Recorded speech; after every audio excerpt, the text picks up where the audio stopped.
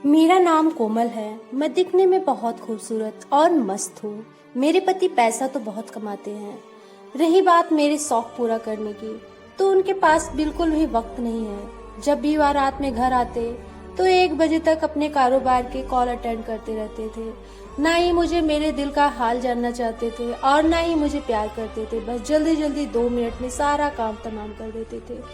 जब भी मैं कुछ कहना चाहती हूँ तो बस एक बात ही रहती है, कोमल मेरी जान, तिजोरी से जितना भी दिल कर पैसा निकाल लो, पर मुझे डिस्टर्ब ना करो। दोस्तों, जब भी मेरे पति का यही हाल विवाह शादी के 3 साल तक रहा तो मैं समझ गई थी कि ना तो वह मुझसे कभी रोमांस करेगा और न ही कभी मुझसे प्यार करेगा।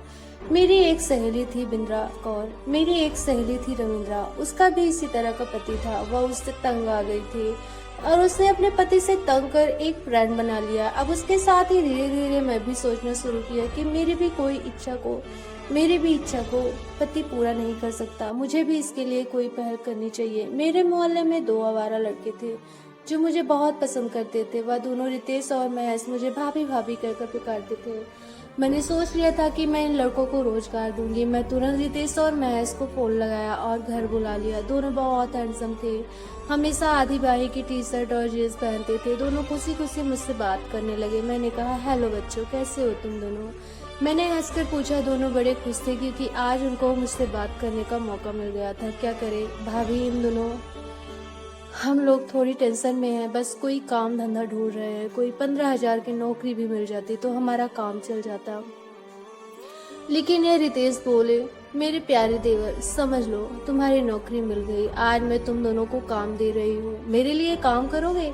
तुम दोनों को तो मैं 30,000 महीना दूंगी।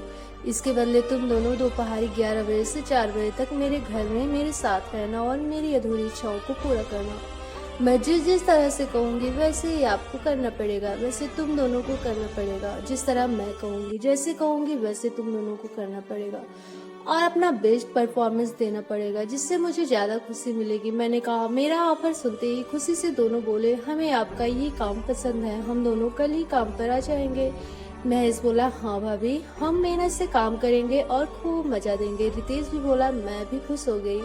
पैसों की मेरे पास कोई कमी नहीं थी क्योंकि मेरे पति लाखों करोड़ रुपए कमाते थे। अगले दिन ही लगी रितेश मेरे घर में दोपहर 11 बजे आ गए। मैं अच्छी लाल रंग की डिजाइनर की कोई साड़ी पहनी। हम तीनों के लिए मेरे पति के बाहर से विस्की और कोका कोला की बोतलें और फ्रिज से आइसक्रीम लेकर आई। हम तीनों ने एक एक ग्लास खत्म किया।